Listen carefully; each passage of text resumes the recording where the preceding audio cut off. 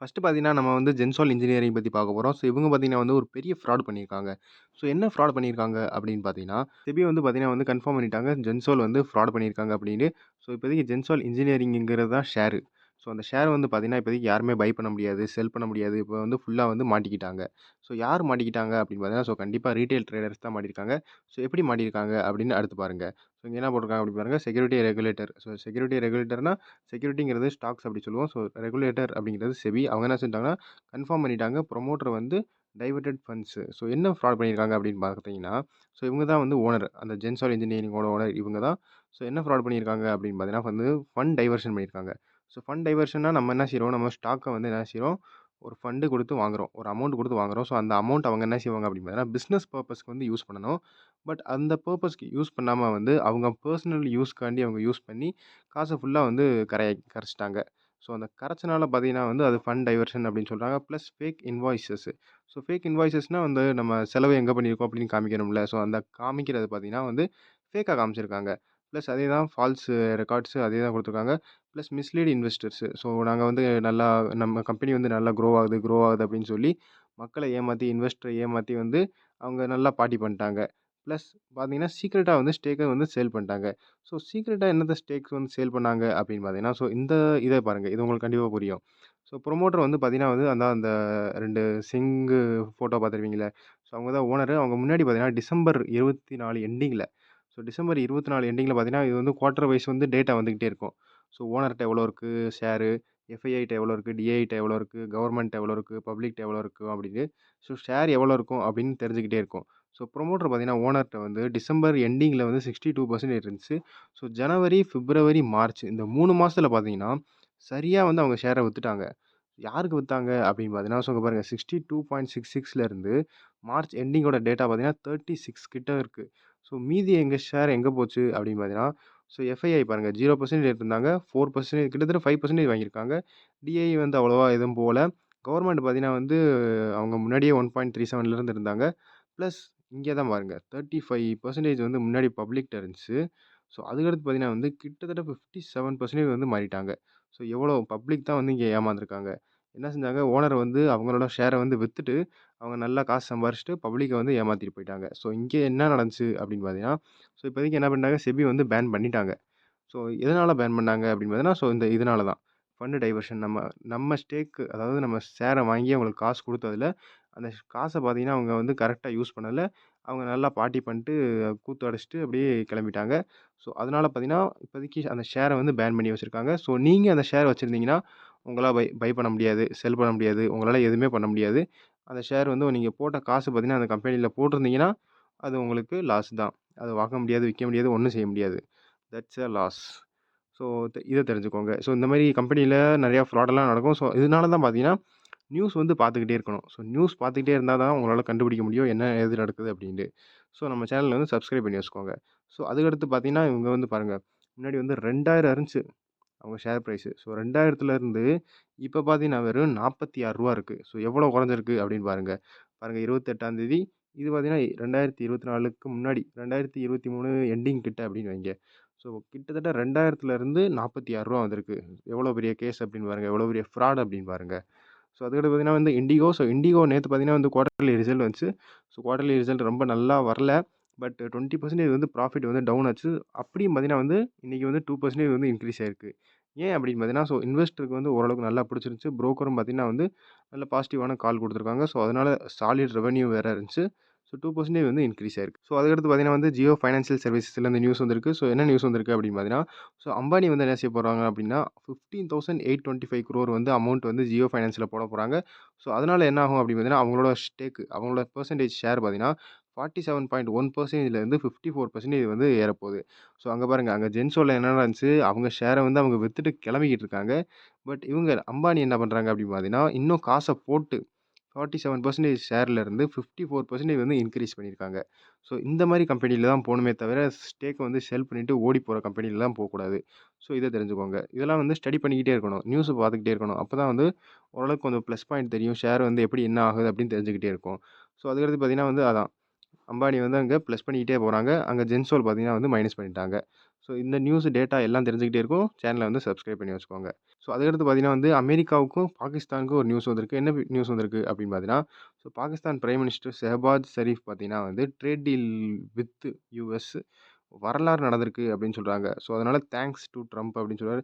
So என்ன நடந்திருக்கு அப்படின்னு பார்த்தீங்கன்னா, பாகிஸ்தானுக்கும், அமெரிக்காவுக்கும் வந்து டீல் நடந்திருக்கு. ஸோ அந்த டீல்ல பார்த்தீங்கன்னா வந்து பிஎம் அதாவது பாகிஸ்தானோட பிரைம் மினிஸ்டர் வந்து இது ஒரு வரலாறு அப்படின்னு சொல்றாரு. ப்ளஸ் ட்ரம்ப்க்கு தேங்க்ஸ்ன்னு வேற சொல்றாரு. இதெல்லாம் ஒரு கொடுமையா இருக்கு. என்ன செய்ய வேண்டியதா இருக்கு அப்படின்னு பாருங்க.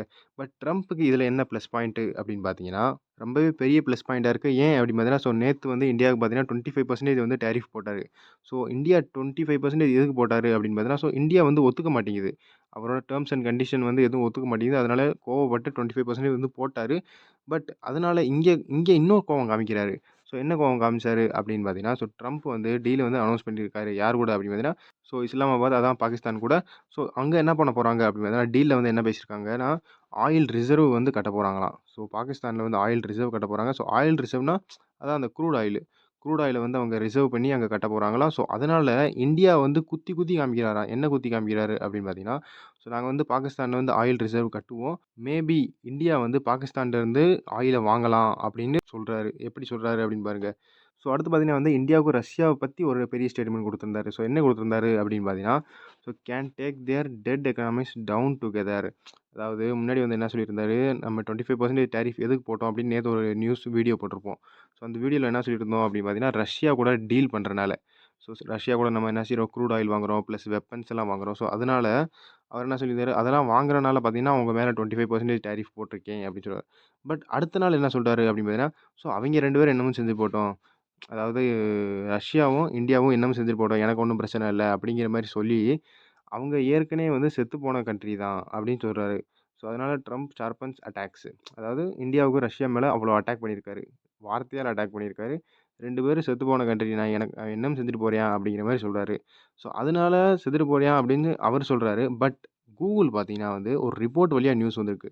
ஸோ ரிப்போர்ட்னா இன்னும் கன்ஃபார்ம் ஆகாத நியூஸு. அவங்க என்ன செய்ய போறாங்க அப்படின்னு பார்த்தீங்கன்னா, Google to invest $6 billion in Asia's biggest data center project in India.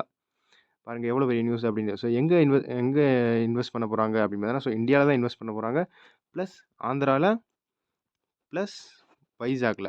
வைசாக்ல வந்து பார்த்தீங்கன்னா வந்து டேட்டா சென்டர் வந்து கட்டப் போறாங்க அப்படின்னு ஒரு ரிப்போர்ட் வந்திருக்கு. பிளஸ் இன்னும் கன்ஃபார்ம் ஆகல. ஸோ தெரிஞ்சுக்க யோவ் தெரிஞ்சுக்க. இந்தியா வந்து செத்துப்போன கண்ட்ரிலாம் இல்ல. அதுக்கடுத்து பார்த்தீங்கன்னா வந்து குவார்ட்டர்லி ரிசல்ட் பத்தி பார்ப்போம். ஸோ குவார்ட்டர்லி ரிசல்ட் பார்த்தீங்கன்னா வந்து கோல் இண்டியா ஃபர்ஸ்ட்டு வந்திருக்கு. ஸோ கோல் இண்டியா ரிசல்ட் எப்படி வந்திருக்கு அப்படின்னு பார்த்தீங்கன்னா, ப்ராஃபிட் வந்து 20% வந்து டிக்ரீஸ் ஆயிருக்கு. ரூ. 5.50 வந்து டிவிடெண்ட் வந்து டிக்ளேர் பண்ணியிருக்காங்க. ஸோ நீங்க ஒரு ஷேர் உங்கள்ட்ட இருந்துச்சுன்னா உங்களுக்கு ரூ. 5.50 கிடைக்கும். ஸோ எத்தனை ஷேர் வச்சிருந்தீங்களோ அதுக்கு ஏத்த மாரி வந்து அமௌண்ட் கிடைச்சிரும். ஸோ அதுக்கடுத்து பார்த்தீங்கன்னா வந்து ராயல் என்ஃபீல்டு, ஸோ எய்ச்சர் மோட்டாரோட ரிசல்ட் வந்திருக்கு. ஸோ எய்ச்சர் மோட்டார் தான் பார்த்தீங்கன்னா வந்து அதாவது ராயல் என்ஃபீல்டோட அப்பா, அம்மா அதாவது பேரண்ட் அப்படின்னு சொல்லுவோம். ஸோ அவங்களோட ரிசல்ட் எப்படி வந்திருக்கு அப்படின்னு so consolidated profit after tax பார்த்தீங்கன்னா வந்து 9% வந்து இன்க்ரீஸ் ஆயிருக்கு. ஸோ ரூபீஸ் 1205 crore வந்து ப்ராஃபிட். ரெவென்யூ பார்த்தீங்கன்னா வந்து 15% வந்து ஜம்ப் ஆயிருக்கு. ஸோ அதுக்கடுத்து பார்த்தீங்கன்னா வந்து மேன்கைண்ட் ஃபார்மா பத்தி பார்க்க போறோம். ஸோ மேன்கைண்ட் ஃபார்மாவோட ப்ராடக்ட்ஸ்லாம் பார்த்துக்கோங்க. இதெல்லாம் ப்ராடக்ட்ஸு. ஸோ என்ன அப்படின்னு பார்த்துக்கோங்க. அதுக்கடுத்து பார்த்தீங்கன்னா வந்து உங்களோட ரிசல்ட் எப்படி வந்திருக்கு அப்படின்னு பார்த்தீங்கன்னா, குவார்ட்டர் 1ஓட ப்ராஃபிட் ஆஃப்டர் டாக்ஸ் பார்த்தீங்கன்னா 17% வந்து டிக்ரீஸ் ஆயிருக்கு. டிஸ்பைட் 24% வந்து ரெவென்யூ இன்க்ரீஸ் ஆகியும் பார்த்தீங்கன்னா 17% வந்து டிக்ரீஸ் ஆயிருக்கு. ஸோ அதுக்கடுத்து பார்த்தீங்கன்னா வந்து டாபர் ரெட்டு, அதாவது டாபர் ரெட் இல்ல, Dabur India. So Dabur India பத்தி பார்க்க போறோம். ஸோ இதெல்லாம் அவங்களோட ப்ராடக்ட்ஸ். இது பார்த்துக்கோங்க எந்தெந்த ப்ராடக்ட்ஸ் இருக்குன்னு. ஸோ அவங்க ரிசல்ட் எப்படி வந்திருக்கு அப்படின்னு பார்த்தீங்கன்னா, நெட் ப்ராஃபிட் வந்து பார்த்தீங்கன்னா 3% வந்து இன்க்ரீஸ் ஆயிருக்கு. 514 கோடி வந்து இது ப்ராஃபிட்டு எஸ்டிமேட்ட வந்து பீட் பண்ணியிருக்கு. ஸோ அதுக்கடுத்து பார்த்தீங்கன்னா வந்து பிபி ஃபின்டெக். ஸோ இவங்க என்ன பண்ணுவாங்க அப்படின்னு பார்த்தீங்கன்னா, இவங்க வந்து நம்ம இது இருக்குல்ல இன்சூரன்ஸு. ஸோ இன்சூரன்ஸ் வந்து நெறைய கம்பெனி வச்சிருப்பாங்க. ஸோ எஸ்பிஐ லைஃப் இன்சூரன்ஸ்ன்னு இருக்கும். பிளஸ் எல்ஐசி இன்சூரன்ஸ் அதாவது லைஃப் இன்சூரன்ஸ் கார்ப்பரேஷன் பிளஸ் நெறையா இன்சூரன்ஸ் கம்பெனிலாம் இருப்பாங்க. ஸோ இவங்க என்ன செய்வாங்க அப்படின்னு பார்த்தீங்கன்னா, எல்லா இன்சூரன்ஸ் கம்பெனிய வந்து இவங்களோட ஆப்ல, வெப்சைட்ல வந்து என்ன செஞ்சிருப்பாங்கன்னா, லிஸ்ட் பண்ணி வச்சிருப்பாங்க. ஸோ நம்ம உங்க ஆப் வெப்சைட்ல போய் வாங்கிக்கிற மாரி இருக்கும். அதனால இவங்களுக்கு பார்த்தீங்கன்னா, ஒரு கமிஷன் கிடைக்கும். ஸோ அந்த கமிஷன் வச்சு தான் இவங்களுக்கு ஒரு நல்ல ப்ராஃபிட் கிடைக்கும். ஸோ அதில பார்த்தீங்கன்னா, அவங்களுக்கு ப்ராஃபிட் பார்த்தீங்கன்னா வந்து 40% வந்து இன்க்ரீஸ் ஆயிருக்கு. 85 crore வந்து இந்த தடவ ப்ராஃபிட்டு. இன்சூரன்ஸ் பிரீமியம் பார்த்தீங்கன்னா வந்து 36% வந்து இன்க்ரீஸ் ஆயிருக்கு. ஸோ அதுக்கடுத்து பார்த்தீங்கன்னா வந்து யுஎஸோட ஜிடிபி டேட்டா வந்துச்சு நேத்து. ஸோ நேத்து 6 பிஎம் வந்து ஜிடிபி டேட்டா வந்துச்சு. எப்படி வந்துச்சு அப்படின்னு பார்த்தீங்கன்னா, ஸோ ஓரளவுக்கு 2.5% வந்து எக்ஸ்பெக்ட் பண்ணாங்க. பட் பார்த்தீங்கன்னா 3% வந்திருக்கு. ஸோ அதுக்கடுத்து பார்த்தீங்கன்னா வந்து எஃப்ஓஎம்சி மீட்டிங் நடந்துச்சு. ஸோ எஃப்ஓஎம்சி மீட்டிங்னா வந்து இன்ட்ரெஸ்ட் ரேட் கட் பண்ணாங்களா இல்லையா அப்படிங்கிறது வரும். ஸோ இன்ட்ரெஸ்ட் ரேட் கட் பண்ணாங்களா இல்லையா அப்படின்னு பார்த்தீங்கன்னா, 4.25 டூ 4.5 தான் இருந்துச்சு. எப்ப இருந்துச்சு அப்படின்னு பார்த்தீங்கன்னா, டிசம்பர் மாசம் இருந்துச்சு. ஸோ டிசம்பர்லேருந்து பார்த்தீங்கன்னா, இப்போ வரைக்கும் அப்படியே தான் கிடக்கு. ஸோ அதனால பார்த்தீங்கன்னா இன்ட்ரெஸ்ட் ரேட்டு நம்ம ஃபெட் சார் இன்ட்ரெஸ்ட் ரேட்ட கட் பண்ணல. ஸோ கட் பண்ணலைன்னா, அதாவது நம்ம ட்ரம்ப் இருக்காரு பார்த்தீங்களா? ஸோ ட்ரம்ப் இவர் மேல ஓரளவுக்கு ரொம்பவே இந்த டிசம்பர்ல இருந்தே ரொம்ப கோவமாவே இருக்காரு. ஏன் அப்படின்னு பார்த்தீங்கன்னா, ஸோ இன்ட்ரெஸ்ட் ரேட்ட கட் பண்ண மாட்றாரு அப்படின்ட்டு. ஸோ இப்பயும் கட் பண்ணல. அந்த இன்ட்ரெஸ்ட் ரேட் கட் பண்ணாத பார்த்தீங்கன்னா, ஒரு பெரிய ட்வீட் பண்ணி விட்டாரு. ஸோ இது பார்த்தீங்கன்னா சோசியல் ட்ரூத்து, அதாவது ட்ரூத் சோஷியல் அப்படின்னு கூட சொல்லுவாங்க. ஸோ அந்த ஆப்ல பார்த்தீங்கன்னா, இவங்க ட்வீட் பண்ணிட்டே இருப்பாரு. அதாவது அப்டேட் குடுத்துக்கிட்டே இருப்பாரு. ஸோ அதில என்ன சொல்லியிருக்காங்க அப்படின்னு பாருங்க. ஸோ பவல்னா நம்ம ஆர்பிஐ கவர்னர் எப்படி இருப்பாங்க? ஸோ ஆர்பிஐ கவர்னர் நம்ம இந்தியால எப்படி இருக்காங்களோ, ஸோ அதேமாரி அமெரிக்காவோட அ சென்ட்ரல் பேங்கோட கவர்னர் அப்படின்னு சொல்லலாம். ஸோ அவர் பேரு தான் ஜெரோமி பவல். ஸோ அவர் என்ன சொல்றாரு அப்படின்னு பார்த்தீங்கன்னா, so "Jerome too late Powell" அப்படின்னு சொல்றாரு. "மறுபடியும் செஞ்சுட்டியா? என்ன செஞ்சுட்டியா?" அப்படின்னா, அதான் இன்ட்ரெஸ்ட் ரேட்ட கட் பண்ணல. இன்ட்ரெஸ்ட் ரேட் கட் பண்ணாதனால பார்த்தீங்கன்னா மறுபடியும் செஞ்சுட்டியான். ரொம்ப லேட்டா இருக்கியான். கோவக்காரனா இருக்கியான். ரொம்ப ஸ்டூப்பிடா இருக்கியான். ரொம்ப பொலிட்டிக்கலா இருக்கியான். எப்படி எப்படி பேசுறேன் அப்படின்னு பாருங்க. ப்ளஸ் இதனால பார்த்தீங்கன்னா நம்ம கண்ட்ரிக்கு ட்ரில்லியன்ஸ் ஆஃப் டாலர்ஸ் லாஸ் ஆகுது. இன்னொன்னு அடிஷன் ஆஃப் என்னதுன்னா, காம்படிஷன் எதுவும் பண்ண முடியல. கரப்ட்டா இருக்கியான். ரெனோவேஷன் ஆஃப் பில்டிங் அதாவது அ ர நம்ம இவர் இருக்காரு பார்த்தீங்களா? Jerome Powell. ஸோ பவல் என்ன செஞ்சிருக்காரு அப்படின்னு பார்த்தீங்கன்னா, இன்ட்ரெஸ்ட் ரேட்ட எதுவும் கட் பண்ண மாட்றாரு. ப்ளஸ் என்ன சொன்னாரு அப்படின்னு பார்த்தீங்கன்னா அந்த ஆர்பிஐ பில்டிங் இருக்கும்ல. அதாவது நம்ம ஆர்பிஐ பில்டிங்கு. ஸோ அவங்க யுஎஸ் கண்ட்ரிலயும் பில்டிங் இருக்கும். அத திரும்ப கட்டணும். அதாவது கொஞ்சம் டிசைன் மாத்தணும். அப்படி இப்படின்னு பவல் சொன்னாரு. ஸோ இத மென்ஷன் பண்ணி காமிக்கிறாரு. ஸோ ரெனோவேஷன் ஆஃப் பில்டிங்லாம் பண்ணணும் அப்படின்னு சொல்றியான். பட் இன்ட்ரெஸ்ட் ரேட்ட கட் பண்ண மாட்றியான். ரொம்ப லேட்டா இருக்கியான். பெரிய லூசரா இருக்கியான். And our country paying the price. நமக்கு நாடு தான் ரொம்ப கஷ்டப்படுது அப்படின்னு எவ்வளோ கேவலமா சொல்றாரு பாருங்க. ஸோ நம்ம இந்தியாலயே பாருங்க. மோடி ஆர்பிஐ கவர்னர இந்த மாரி பேசினா எப்படி இருக்கும் அப்படின்னு. ஸோ எந்தெந்த பேச்செல்லாம் பேசுறியான் அப்படின்னு பாருங்க ட்ரம்ப்பு. ஸோ இவ்வளோ நடந்துகிட்டு இருக்கு. இப்படிலாம் நடக்குது அப்படின்னு தெரிஞ்சுக்கோங்க. ஸோ இந்த வீடியோல அவ்வளோதான். அடுத்த வீடியோல பார்ப்போம். நான் தான் ஸ்டாக்கர். Good bye.